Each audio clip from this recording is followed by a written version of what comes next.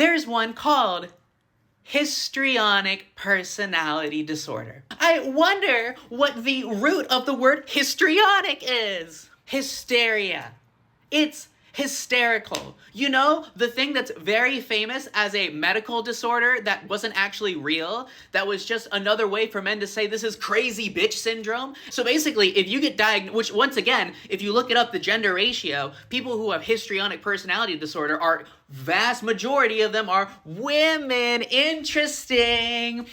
Basically, if you're histrionic, that basically just means you're even crazier than the borderlines, right? Borderline is crazy bitch syndrome. Histrionic is super crazy bitch syndrome. All are out here believing that personality disorders are real, calling people borderline, calling people narcissists. I'm telling you, you are the same people that not 30, 40 years ago would have said, look, Camilla, I understand that you're queer, but look, it says in the DSM that it's a mental disorder. So look, I can't argue with that. You deserve to be put into a mental institution. Why are people out here treating the DSM like it's the Quran? Like they're treating it like it's the literal word of God, and it can't possibly have any bias in it. It can't possibly be wrong. I'm telling you right now, in 10 to 15 years, your children are gonna look at you and be like, yo, what the fuck? I can't believe that these people out here actually used to believe that personality disorders were real. They would derogatorily call someone like borderline. How did you people live like that? The same way that we look at people 30 years ago and we're like, damn, dude, you really thought that like being gay was a good reason to be institutionalized?